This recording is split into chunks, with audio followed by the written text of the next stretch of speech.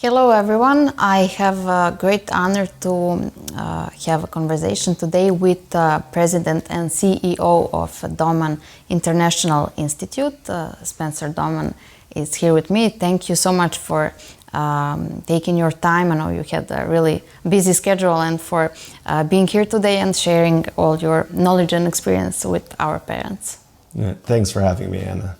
For those who maybe are just watching the first time and first time hearing about the Doman Internationals, I would like to just have a quick intro. So the Doman methodology is developed by your grandfather, Glena Domana, and the premise is that every brain injury can be treated and reversed while following some steps and some methodology. So maybe at the very beginning, can you please explain us what is the Doman, what is that you do at the Doman Internationals and why is it so successful, as we will hear later? Yeah, so I think the reason why the Doman method is successful is because it treats the real root cause of problems that exist for special needs children. And when I say special needs, I mean children with any kind of developmental delay or difficulty because of a neurological issue. So these children very often have diagnoses like autism, ADD, cerebral palsy, brain injury, epilepsy, learning difficulties. So there are many different diagnoses that exist for these children. But the most important thing for parents to know is that the problems of these children, the root cause is in the brain.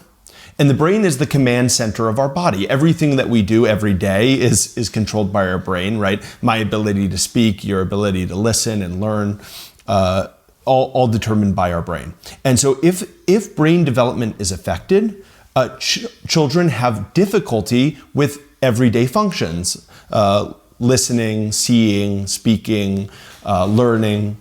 And so what we do is the Doman method has treatments and activities that are have been designed to treat the brain. And when the brain improves, when brain development gets better, the symptoms start to go away. So children start speaking, they start walking, they start being better in social interactions, succeeding in school. And so, yeah, in the end, it's because we're looking at where the problem exists and then trying to treat it directly. That is amazing, yeah.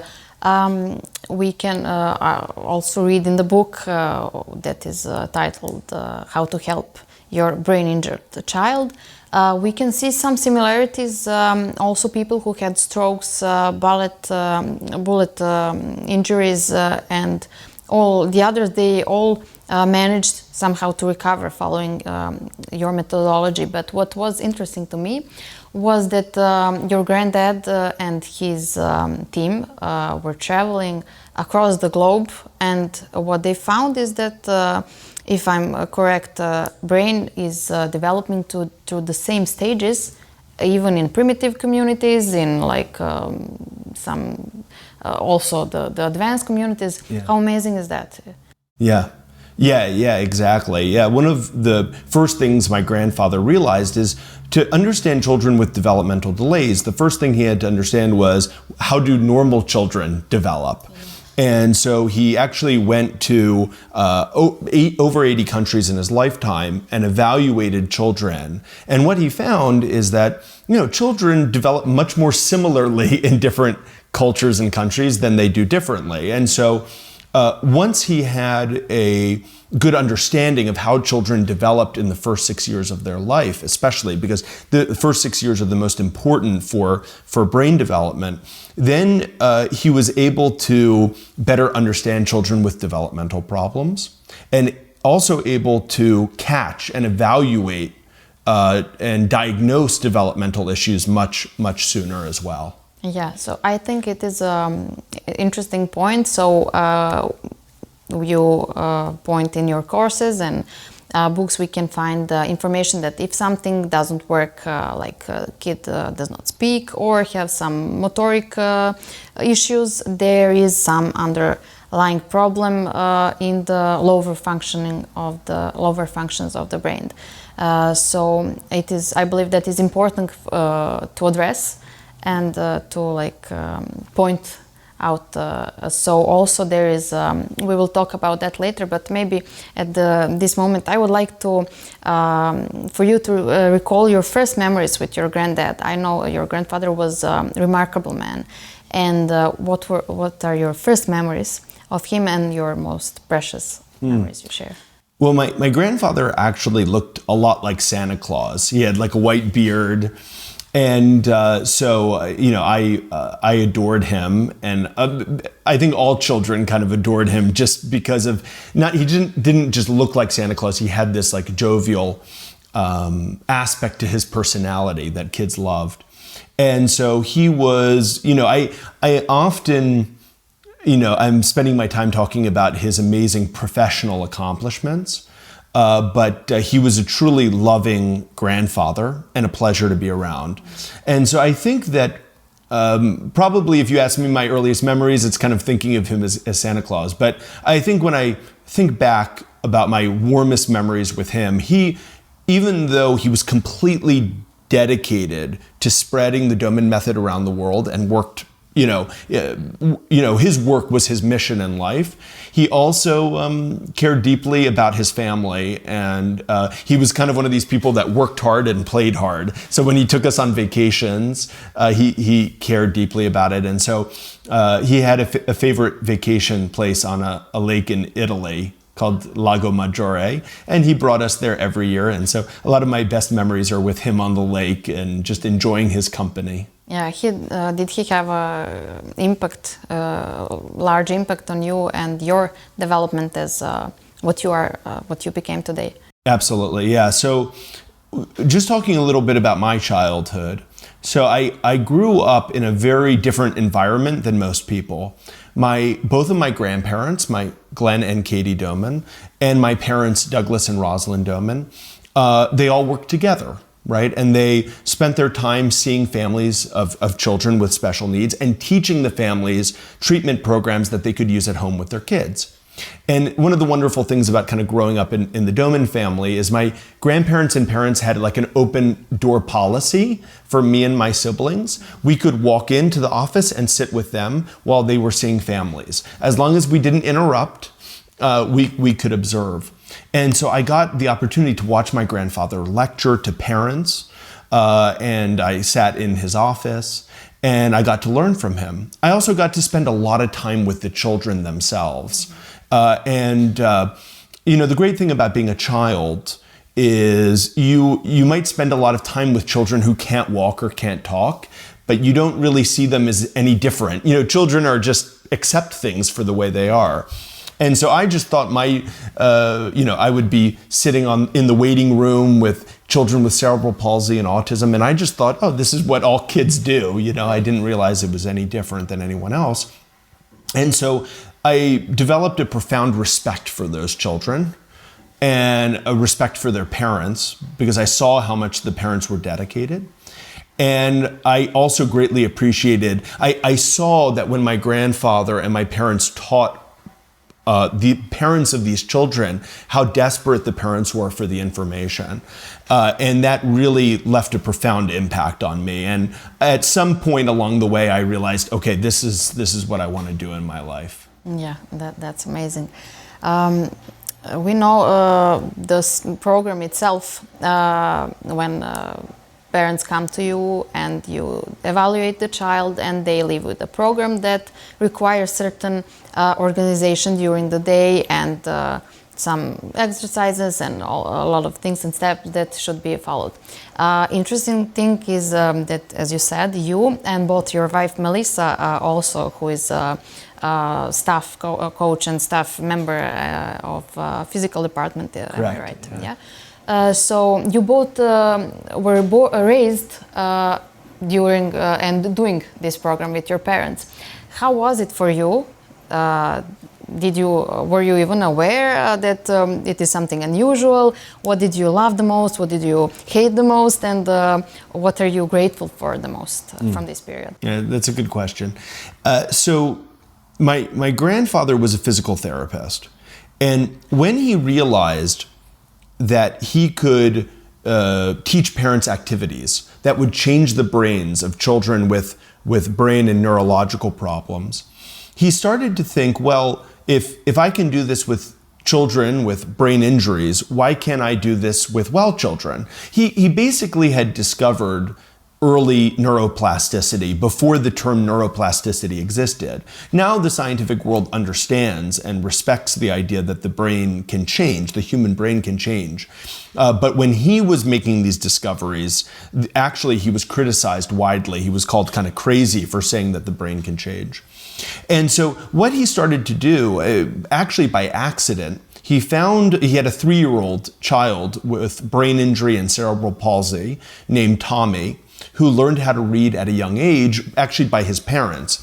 But my grandfather observed this child and said, well, if this child can learn how to read, why can't I do this with all kids? This child is 3 years old and has developmental issues. And so that started him on a pathway. He wrote a book called How to Teach Your Baby to Read.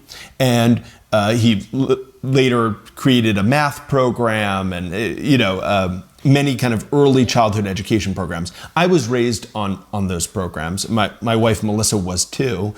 And it had a profound impact on me. My parents, of course, being the children of Glena Domana, used the programs with me and my siblings. And so in my household, for example, we were taught to read. By the age of 3, I was reading books. We were taught math at a young age. And learning was just a part kind of our family culture. And it was a beautiful experience. I was also old enough to watch my parents do it with my younger siblings and even help, in teaching my younger siblings. And so, yeah, it was a beautiful experience. And I would say the thing is it's kind of a culture of learning that comes along with the Doman method. And I would say a profound respect for the intellectual capabilities of children. I grew up in an environment where I was respected by my parents because they understood, okay, children, not because I'm special, they just understood children are much more capable than the world gives them credit for. And I think that's very powerful for kids when they grow up in an environment where people know that they're smart and capable and respect them for it. Yeah, absolutely. That's a beautiful point. And when you come to the present moment, and you beside that you're a president and CEO and staff coach to a lot of beautiful families and a lot of kids, and you also have time along with journeys and traveling and all the other. You play 3 sports, am I correct? And have all the other. So what's the key for? I believe that all of that has its roots in that what you had when you were a child. But what is the key for good organization? Could you share a piece of advice, maybe? So when you say good organization, you mean for like to time management and to like all of that. That's a good question. I think if I had to give you an answer, it would be understanding what your priorities are and focusing on priorities first. And I think that this is especially important for parents as well. Something that I do whenever we have a new family at Doman International, I ask parents, what are your 3 biggest priorities for your children? Because I think that it's essential that we know what we have to focus on. It's kind of one of these things, if everything's a priority, nothing is a priority. And so I think once the priorities are understood, then you can develop, if it's me personally, develop a schedule to make sure that those priorities are met. But when it comes to a family, I would say, okay, what are the Doman method treatments and techniques that can develop those priorities that you have for your child? Okay. Please, can you tell us something about the Doman Institute developmental profile? Which I found the powerful diagnostic tool in detecting where the problem is and how severe. Yeah. The developmental profile, actually, of anything my grandfather developed, it was the thing he was most proud of. And so after he traveled to all of the countries that I mentioned and evaluated children and their abilities, he developed this developmental profile that basically maps out, it's a roadmap for a normal child's development between birth and 6 years of age. Basically it says all the most important milestones that a child should achieve in the first 6 years of life. And the profile is an important diagnostic tool because once you understand what the most important milestones are, when a family has a concern about their child's development, and by the way, I do want to say, for most children with developmental delays, it is the parent who's the first person to observe it. We've asked now over 30,000 families who have come to see us, who was the first person to know your child had a problem? And 80% of the time it was parents. After parents, the second most common answer is grandparents. Parents usually realize quickly that there's something not right about the child's development, but often they don't have proof of that. And sometimes other people are telling them, all children develop differently. Yeah, they're all on their own schedule. Don't worry, but parents worry. And so the developmental profile allows us to take any child and see quite quickly, within a matter of an hour, usually in an evaluation, to see where is this child developing on track and where are they behind age level. So we look at the 6 most important functions of the brain. The 3 most important sensory functions are seeing, hearing, and feeling. That's how we learn, right? That's how we experience the world. And the 3 most important motor functions, which are mobility, the ability to move our body, speech, and our ability to use our hands. So we know all the most important milestones in those areas, and we evaluate a child in all of those areas, and then we very quickly know, is this a child who needs help and who has fallen behind their peers? Or is this a kid who is developing normally and perhaps doesn't need any treatment? Yeah, that sounds great. After a family comes to you and they kind of doubt that there might be an issue, and you do the evaluation, do the developmental profile, and what are the next steps? So the first step is that parents take our Doman method course, From Special Needs to Wellness. So it's an online course where we teach a family how to utilize our program at home. And, it has about 25 hours of us teaching parents how to utilize the Doman method. And so parents taking that course, it's a very practical course, start to implement the program at home. And if the family feels that the Doman program is right for them, we have something called the Advanced Doman program where parents can bring their children to us. We evaluate their children and design a customized treatment program for their kid. And for many families, they find that is a great course for their child because they essentially have a team that's designing a program that's customized for their child and for the needs of their kid. Yeah. You said a lot of times, and as your grandfather, Glena Domana, as well, that mothers are the greatest, teachers. The teachers, yeah. Or therapists, we also say. Yeah. So why is that you recommend that mothers and fathers, so the family, is the best therapist for the kid, and that they specifically should be the ones doing the program the most, other than just pay somebody else to do it? Yeah, that's a great question. So, parents love their kids more than anyone else. And because of that, they're more dedicated to their child's well-being and development than anyone else. And so it's because of that passion and that love that they have for their child that makes them very powerful therapists and teachers. Even when I remember in the first course that I took in my master's degree in education, my professor said to us, it doesn't matter how good a teacher you are, in the end, the most important teachers for a child are their parents. They play the biggest role in how that child will develop. And and by the way, no one also spends more time with a child than parents. So we know that if we give parents tools and knowledge, that is the most profound way of getting results. And I do want to say my grandfather early on had an inpatient facility where parents brought their kids to the facility and they did the program with the children. But actually he found that when he taught parents to do it, the results were greater. And so we also have a lot of experience seeing parents getting amazing results with their kids. Great. And speaking of results, I believe a lot of our parents are interested in how do you have like statistics and how is the rate of success in kids. Especially I would like to ask, let's say for autism kids, because we have a lot of our parents who will be watching this, especially for this problem or developmental delays and ADD, HDAD and similar diagnoses. So I know you graduated a lot of kids in past 2 or 3 years with this diagnosis. How are they now? What are they doing? And how the process looks like when they do graduate? And yeah, so first of all, just to talk a little bit about what graduation is.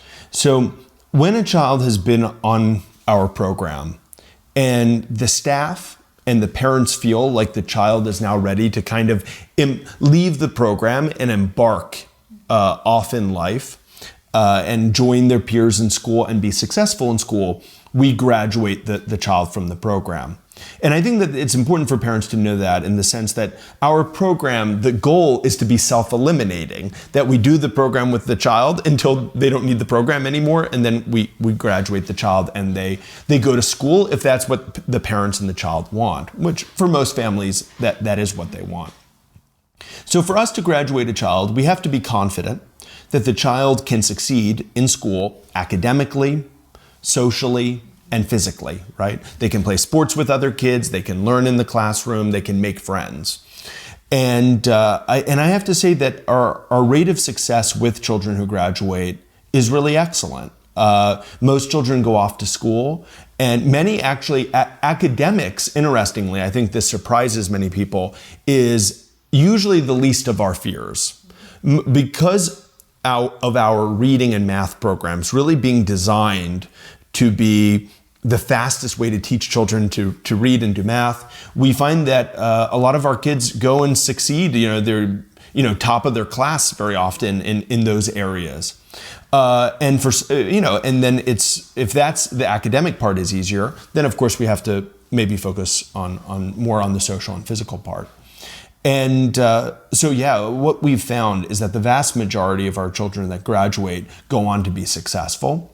And usually for these children, a year after graduation, we reassess. We meet again with the family and we say, how are things going? Is your child succeeding or not? In a small number of cases, a family will say, you know what, we still see this issue or these issues, and we feel our child needs more time, exactly, more support. And then we design something specifically for that child. But for the vast majority, and I mean like 90% or more, we find that the child is successful in school, is enjoying themselves, which honestly, just as much as being successful, we want the child to be happy and enjoy themselves. And we're talking about kids who had like severe sensory issues. They couldn't cope in the classroom and things, and they're now going. Right, yeah. We're talking about, every child is different, of course, but we're talking about some kids with severe reading or math difficulties, where parents were told your child will have to, be in a special education program for their entire lives. We're talking about some children with severe speech or social problems. Maybe they were diagnosed with severe autism or ADD, and parents were told your child doesn't have the attention or speech or social ability to succeed in school. Sometimes children with physical difficulties who can't run or keep up. So all of these issues are significant. But when we graduate a child, the kids nearly always succeed. Great. Maybe it's a good moment just to quickly give heads up on intelligence term, because often people who have kids with these problems, they are told that their child is not intelligent. They're called names and things like that. Is the brain injury preventing kids from expressing intelligence, or is intelligence, can intelligence be like boosted with? What do you? Yeah. Well, so there's actually no correlation between brain injury and intelligence. Okay, and so it's the most common misconception that exists with children with developmental delays, that they lack intelligence, that they're not smart, that they're not capable of learning. So this was something that we discovered early on. And the biggest issue for most children with special needs is that they have difficulty expressing their intelligence. So they may be able to understand what they're being taught, but they may have difficulty speaking what they understand. And so, for example, today I saw, a bunch of families from around the Balkans, and the parents brought their children in. Many of them were coming back for their second visit, and some of these children have been diagnosed with severe ADD or autism or cerebral palsy, and some of them have limited speech. And yet we evaluated them, and nearly all of them demonstrated a very high level reading ability. But it's because we've discovered the best ways to teach these children, but also how to evaluate them in the best way. If you hold up a word to a child who can't speak and say what this word is, and the child cannot speak it, all we're testing is speech, but not their intelligence. But if you, for example, take that same child and you hold up options and you say, where's the word banana? Now all of a sudden that child can demonstrate their reading ability without having to speak. And so we've known for a long time that kids can be very, very, very smart and yet have difficulty expressing it. And of course, part of our job is to help them express that intelligence, but also until we can improve their speech and their mobility, to teach them in a way that they can actually learn. Yeah. And so maybe if you ask me if I had 2 minutes with a parent of a kid with special need, what would I tell them? I would say, don't assume that your child has an intelligence problem. And by the way, when I say this to most parents, they don't have degrees in child development, but most parents will say something to me like, I know he's smart. Yeah. I see it in his eyes. They always seem bright. Yeah. Yeah, that's right. Yeah. Yeah. And they'll say, I see it in his eyes. And, that's very unscientific to say I see it in his eyes. But, the first thing doctors, when they want to check consciousness, the first thing they do is look at eyes. And we can tell a lot about someone by looking them in the eyes. And by the way, most of the time the parents are right. When they think the kid is smart, usually the kid is smart.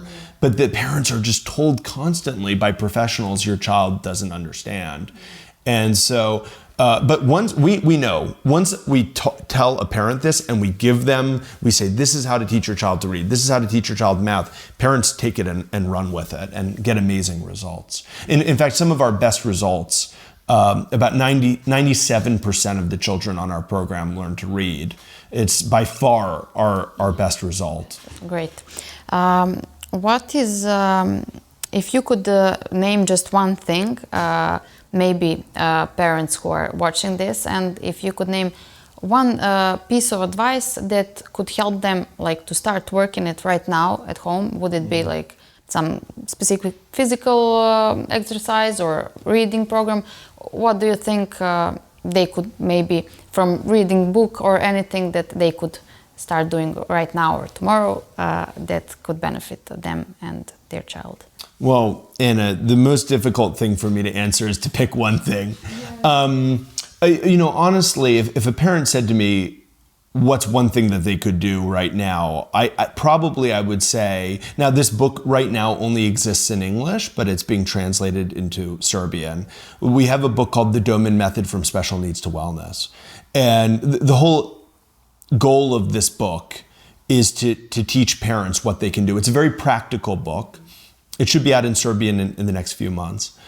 And it lays out for parents what should a child's nutrition look like if they have developmental issues? What should a child's daily intellectual routine look like? What are the best physical activities? to do with a child. So the truth is that for each child, because their needs are quite different, the activities that they need are different. And so I think if I gave you a single answer, I know I'm probably disappointing you. Okay, not one size fits all. It is not.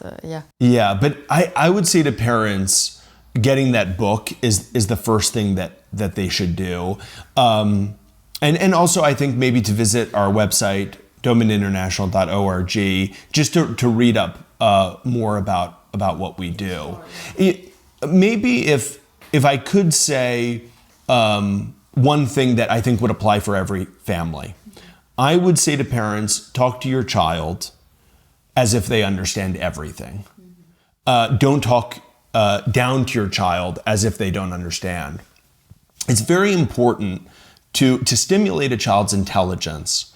You want to speak to them in a way that they are constantly learning. So if you explain things to your child, orient them throughout the day, telling them what's going to happen next, right? You explain, about the world to your child. Even if you're not sure if your child will understand it, you lose nothing by talking to your child in that way. But often, because parents are told that their child doesn't understand or lacks some kind of capability, the parents don't do that. And that's very unfortunate, because all children learn a lot, learn probably the most by what their parents tell them throughout the day. And so I would say to parents, it doesn't matter if you don't know if your child understands something or not. Tell your child about it. And this is not just important for understanding, it's important for behavior as well. If you talk to a child like they're 2 years old and treat them like they're 2 years old, they're probably going to act like they're 2 years old, because that's the way they view themselves. That's the way they're treated by others. And so I think, I spoke earlier about the importance of respecting a child and their intelligence. And when you respect someone, truly respect them, you talk to them differently. And so I think that if parents can shift their own concept of their kid to say, you know what, my child is smart, I don't care what other people tell me, and I'm going to speak to my child in this way, that can make a huge difference in the life of a kid. Yeah, great advice. Thank you. Thank you for that. If you agree, I would have a few more questions. So just shortly we can pass through them. I asked my mothers from some internal Balkan groups. So what would they want to ask you? So here it comes. One mother wanted to know about the primitive reflexes integration and vision therapy. If you could just shortly say something about that. Yeah, I think that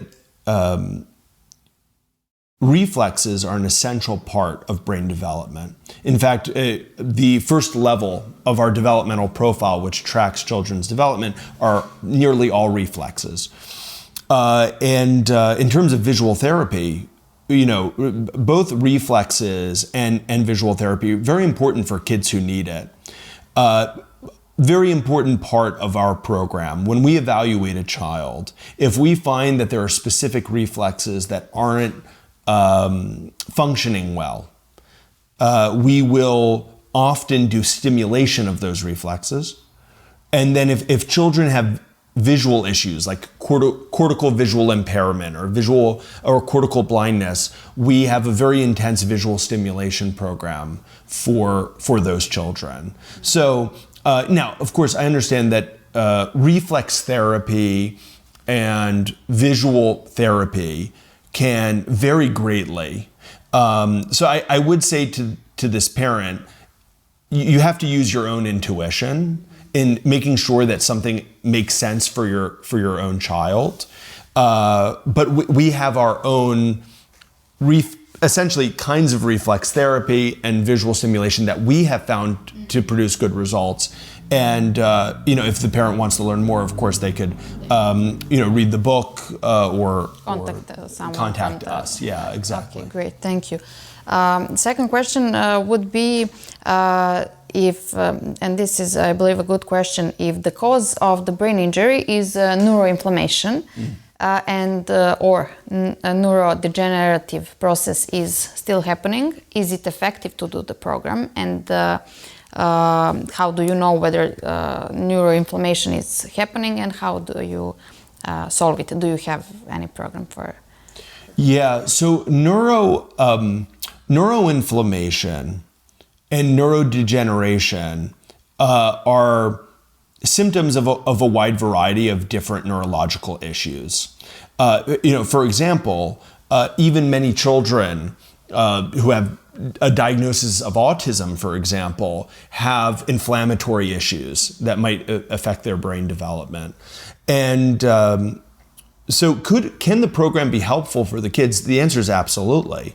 And I would say that many parts of the Doman method are actually anti-inflammatory. That's why we need to focus on nutrition.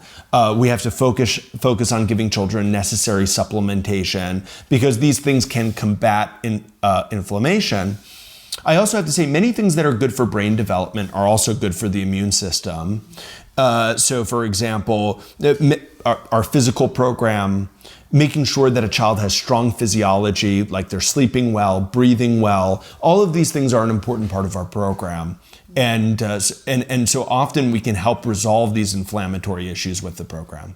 Great. So kid can progress in all the areas equally. Great. Absolutely. Our next question is, and this is the one that a lot of mothers ask me, does Doman method helps to older children? Let's say if they start program at age 8 or 10th, because we all have the information that by the age of 6, it's when the majority of the brain growth is happening. So what after, if somebody... Yes, yeah. So interestingly, my grandfather actually started with people who had strokes, brain injuries in their 60s, 70s, and 80s. So we have known for over 60 years that children with brain injuries, with neurological issues, even at an older age, can have amazing results. And so, I've seen like 18 different children while I've been here in the Balkans. And I would say probably half of the children I've seen are between 6 and 12 years of age. And I'm frequently asked, can my child, is it too late? Yeah. But we've actually observed with children who are older something we call the catch-up phenomenon, where very often, many times people think, older children get slower results. Not necessarily, because many children, even if they're older, if they're given the right activities, the right treatments, that parents will actually see very rapid results, because the child is essentially catching up for lost time. So it's more about kind of unlocking the abilities that the child has a potential of doing. So there's for our program, there's no age limit. And in fact, it's very common for older kids to get great results. Great. Thank you for all the knowledge and experience you shared with us today. Our last question for this conversation, and I hope it will be many more to come in a perspective. What would be your advice for parents, and something that you maybe would want to share and to conclude this conversation with? Yeah, the first thing that just occurred to me when you said, what's the one thing, is that I think parents, and especially mothers, need to listen to their intuition more. I think a lot of moms lack confidence in themselves. And there's nothing maybe more devastating for a parent than learning that their child has some kind of developmental issue. And this kind of begins a search for a lot of parents. And by the way, I think that probably most parents who are watching this interview right now are already on a quest to find answers. And in our experience, parents' intuition is nearly always right. I'm not saying it's always right, but it's usually right. And I would probably bet money on, all I know is this is a mom's intuition, I'll bet money on it. So I think parents need to have more confidence in themselves. They have to understand that there's no one more important in their child's life than them. And so they should look for the best professionals to help them with their child, but they have to understand that it starts with them. And hopefully Doman International can be a part of their journey and their child's journey. Okay, thank you very much for all shared with us, and I wish you best of luck in your work with kids and families, and thanks again. Thanks for having me, Anna. It's been a pleasure. Great.